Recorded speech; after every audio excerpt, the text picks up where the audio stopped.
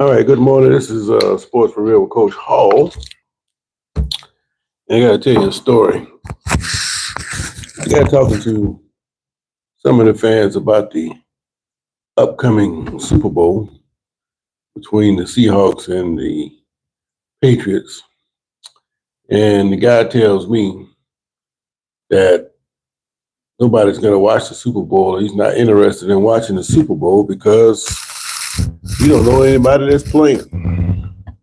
So, do these teams deserve to be in the Super Bowl, according to this guy? Basically saying because he doesn't know anybody or they don't have any real household names, that the Super Bowl is not worth watching.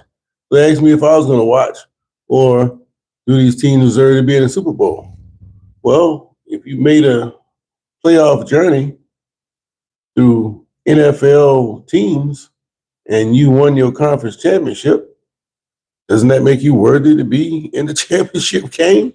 So I'm basically telling him, I don't give a damn what players are on the team.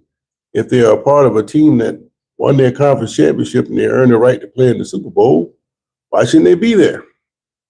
You tell me. And the more I hear fans like this talking, I put fans in quotation marks, by the way, because I realized this a long time ago, that a lot of fans, they don't even know what the hell they're talking about. They don't even know what's going on. All they want to do is go to the party and be around whatever's going on just because that's what's going on. This is the reason why I don't like to go to events, Super Bowl parties, because all the conversation, everything that's going on has nothing to do with the game. I'm a purist and I want to see the game. I don't want to hear all the noise. I don't want to hear none of that. You go to the party. Let me watch the game. And the guy that I was talking to, I'm not going to be anywhere in the same zip code next to a guy like that because he doesn't even know what's going on. And to say that a team shouldn't be in the Super Bowl because they don't have any big names, it's not worth watching. Don't make a whole lot of sense to me. What say you about that? But the big storyline that's going on around the Super Bowl is about Drake May. He's got a shoulder. He dinged his shoulder and he's missed some time, limited practice because of his shoulder. And he seems to think that people are we making a big deal out of this? He doesn't seem to realize that the throwing shoulder is a very big deal in the starting quarterback. If that shoulder all of a sudden falls apart, then you start to be in a position like the Broncos were in last week when they had to insert Jared Stidham. Well, it's not that the backup quarterback can't play. He hadn't played very much. He hadn't played in a long time. And you can see that that kind of affected him a little bit. Um, there were some throws he could have made that he didn't make, and that interception he threw in the end. You don't want your backup quarterback in that situation. And for New England to make it all the way to the Super Bowl, just to have their starting quarterback shoulder let them down, that's not something that they want to deal with. For me, just by the way he's acting, I think it's probably more out of youth, youthful exuberance. He doesn't understand the gravity of his particular situation. For me, knowing how football is really played, you got to know that Seattle's going to be gunning for that shoulder. Anytime they get a chance to put a hit on him, they're going to hit him in that shoulder, and we're going to see if that shoulder is going to hold up.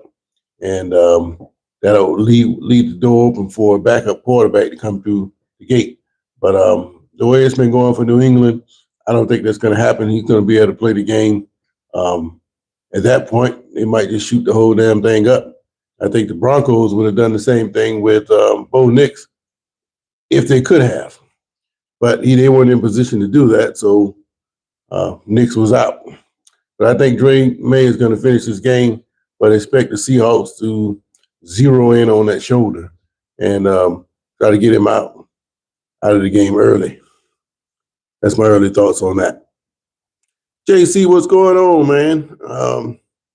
What you think about these fans, JC, talking about the Super Bowl is not worth watching because they don't have any household names?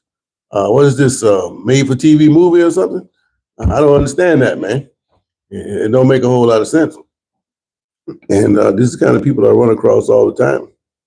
And I know they had the Pro Bowl yesterday, flag football game. I hadn't heard anything about it. Maybe you guys can tell me something about it. I hadn't heard anything.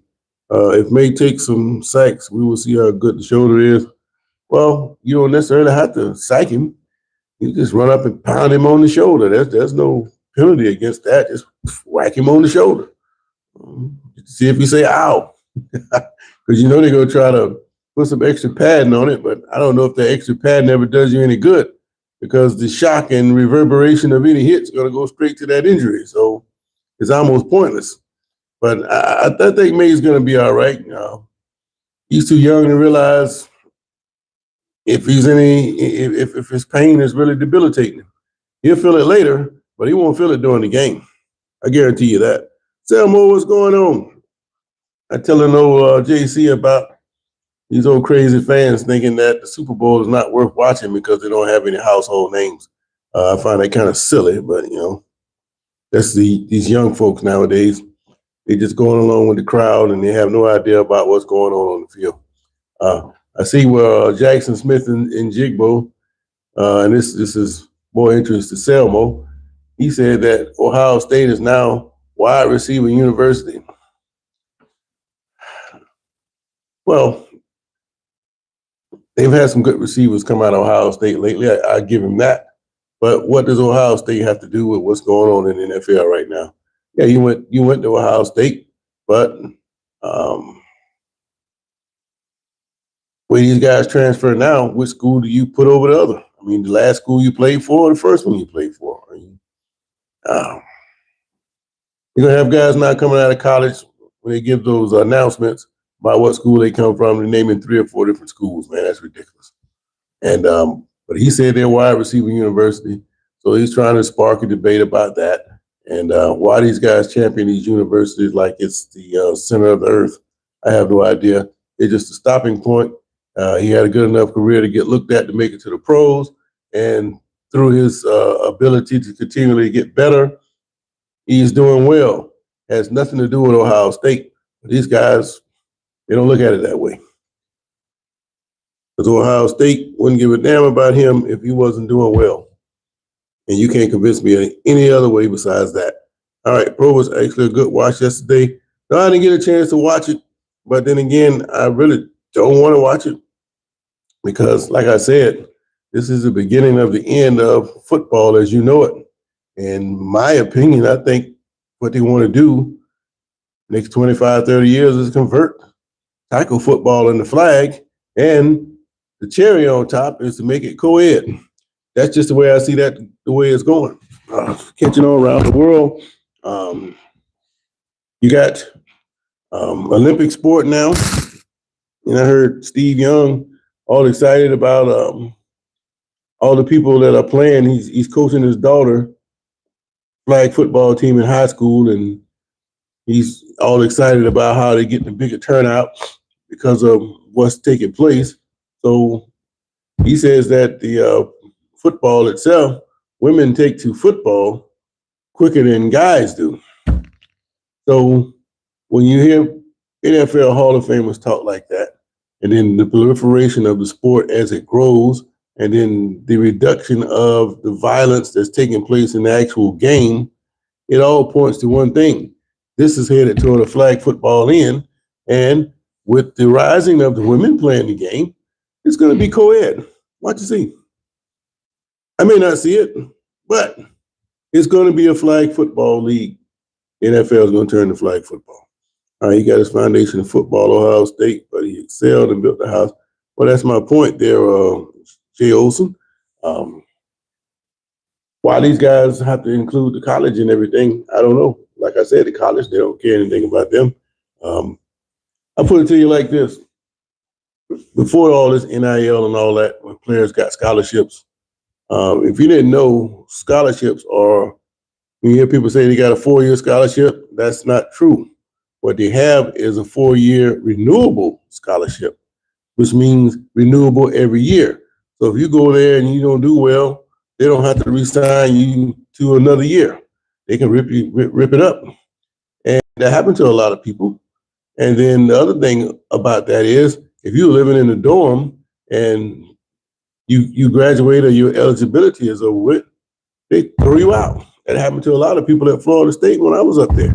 But on the flip side of the HBCU, they had the same rules, but if your eligibility expired at the end of that first semester, they'll let you come back the next semester to finish your degree or finish out that school term. But not at Florida State. If your eligibility ended at December semester, you're going to be back the next semester, unless you're going to be paying on your own dime, no more scholarship money. And that's just the way it is over there. So with all that kind of mistreatment, why would I champion such a university? And that's just the way it was on the D1 level. Now that you got your own money, I guess it don't even matter anymore. But I'm sure they still play the same games. But if I'm making it, I'll give props to where I came from. But to say that this is school is this and that because I went there, no, I won't do that. Let them reach out to me and we'll go from there. But I'm not going to build them up. For what? No point to it. All right. I see that happening too, Coach. What do you see? You talking about the flag football, JC? I mean, Selmo? I think it's going to be flag football, man. But like I say, you younger guys, you'll be around to see that, but I won't. I've been watching this Super Bowl. This is what, Super Bowl 60? The first one I saw all the way through was Super Bowl 14. So I knew about some of the other games, but it was just a fleeting memory. I might have seen some glimpses of it on TV, might not quite fully grasp what was going on, but Super Bowl 14 was the first one I saw. And that was when the Steelers were trying to go back to back for the second time. And they went to the LA area to play the Rams in the Rose Bowl. And I say LA area because the Rams at that time they were playing in they had just left the Coliseum and went to Anaheim. So they were playing in Anaheim where the Angels played baseball in that baseball stadium. So they bounced around a little bit over the years, the Rams. But that year that was the first year that the NFL had expanded to 16 games from 14. And they went 9-7 and they were a wild card. And they went on the road 3 weeks in a row. Knocking off Tampa in the championship game 9-0. And here's Pittsburgh. They survived Houston for the second time. The first time they had that controversial game. And I wish they could pull up replay and go back and look at some of the calls that were made over the years. And I'd be interested to see. And in my heart, I know that this guy caught the ball. But I think it was the 78 AFC championship game. Mike Barber of the Houston Oilers caught that ball in the back line of the end zone, and they said he was out of bounds. I don't think he was out of bounds, but that was a very critical play of that game. And the Oilers felt like had they made that call, they would have won. But this was like in the third quarter. It wasn't at the end of the game. And Pittsburgh did take over in the later stages of the second half. But that would have been a critical call had Barber had got that call. But he didn't. And they beat the Oilers 2 years in a row. So they figured that the Steelers would run through the upstart Rams. The Rams thoroughly outplayed Pittsburgh that day. But the Rams, their problem was they got down there, ended up kicking, 5 field goals that night? No, they kicked 4 field goals, and they did finally get 1 touchdown. But they had Pittsburgh on the heels all night, and it came down to the fourth quarter. Pittsburgh made a comeback. They hit Stallworth on those 2 deep balls, beat Rod Perry twice, and they went up 31-19. But before Pittsburgh got that last bomb, Ferragamo, who was playing the backup quarterback, backup to Pat Hayden, who had got hurt earlier before the regular season ended, and he was the quarterback that took him on that run. And he had a receiver wide open. I believe it was Rod Smith. No, not Rod Smith. That was the same. What was his name? Billy Smith, I think his name was. He was wide open, but he looked away from Smith and threw a late cross the middle, and it got picked off, and that sealed that game. So when you hear Pittsburgh, people talk about how dominant Pittsburgh was and win these 4 Super Bowls. No, no, no, no, no, no.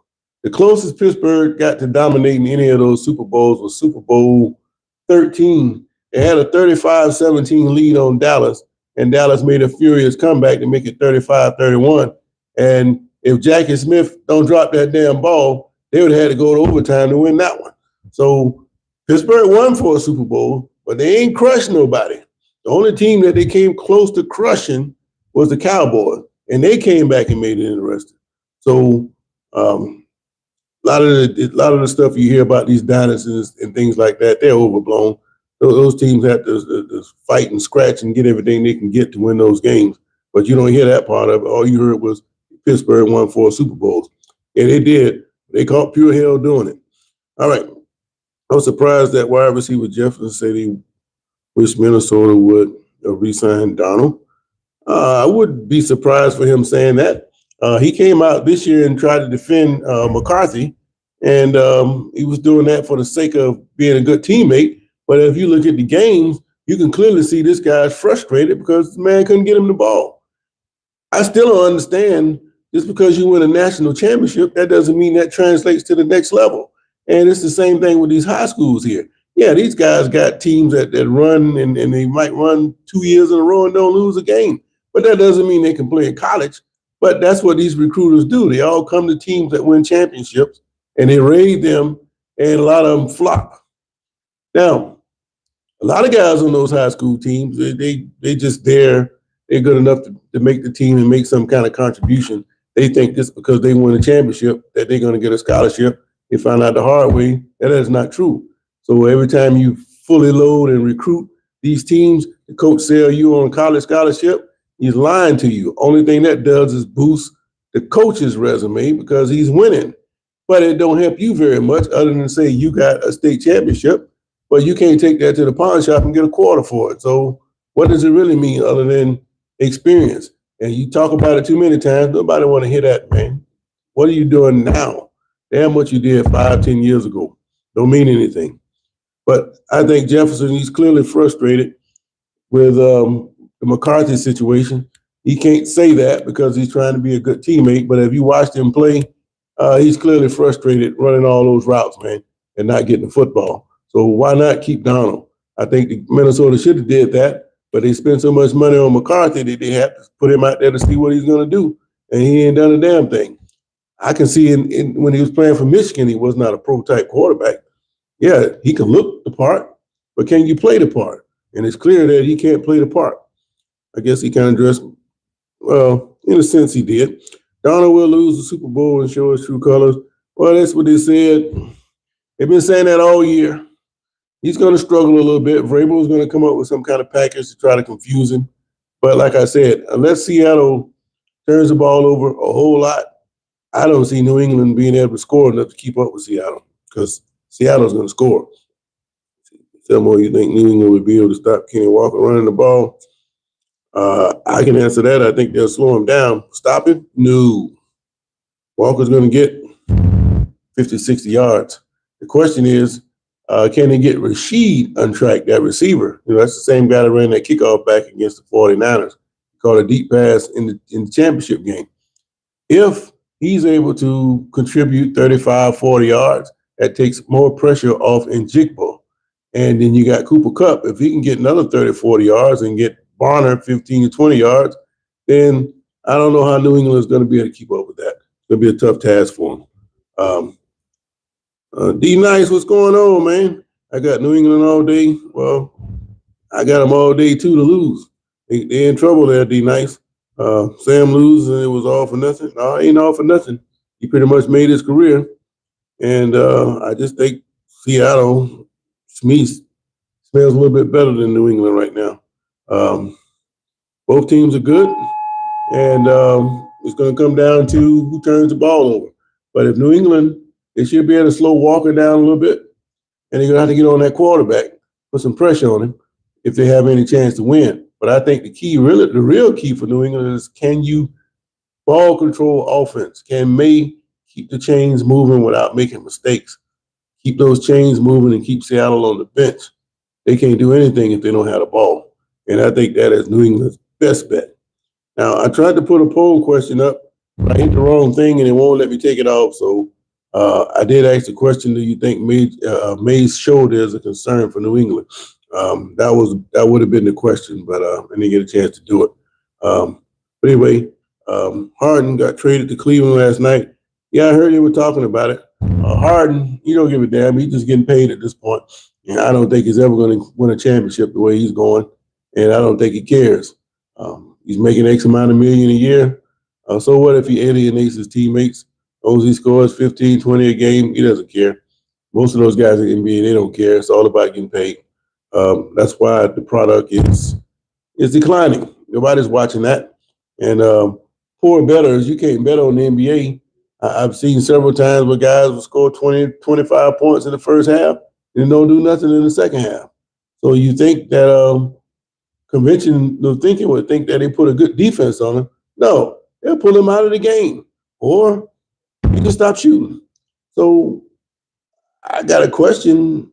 Why? Are you trying to win or are you just, well, why would you pull a guy out of the game when he scores 25 in the first half? I don't understand the NBA. Now, if you're going to bet on that kind of stuff, your best chance is to get into the playoffs, at least the second round, because if you notice, there's an awful lot of blowouts taking place in the NBA. And if this is truly a professional league, why is there such disparity between the best teams and the worst teams, especially when all the money these guys are making? Basically, what's going on is what Bill Russell said.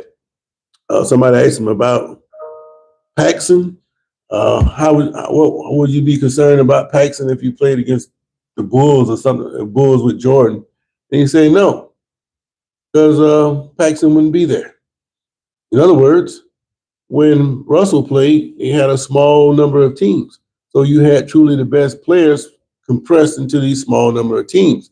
But when you have a certain level of teams and you start expanding another 8, 9, 10 teams, then that talent gets diluted. So what he's basically saying is the players now, a lot of these guys in the league wouldn't have been in the league when he played because there wasn't enough spots for people that would have been way down the line. He's basically saying that Paxson was way down the line. And that's what you see now taking place.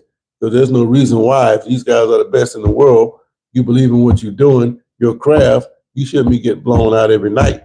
So what Russell said is a perfect explanation of what you're seeing now. And that's just the way it is, man. What's a fraud, man? You talking about the NBA? The climate of the world puts the Pats as America's team. The Seahawks going to bring, well, Cowboys came up with that label, America's team. It doesn't really apply anymore. So you're right about that. Any team can be considered America's team because everybody's got fans everywhere. And if you ever go to these stadiums or pay attention to road games, you see Packers and Steelers fans everywhere. And Cowboys are right there too. So that America's thing, you can just throw that out. Hawks lose up. I don't know what you're talking about. All right.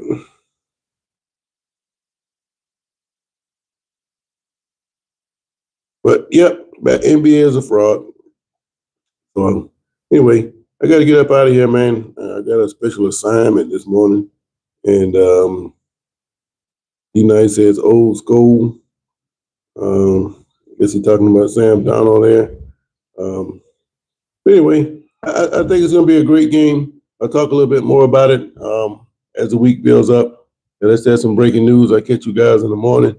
Right now, I got to go handle this special assignment.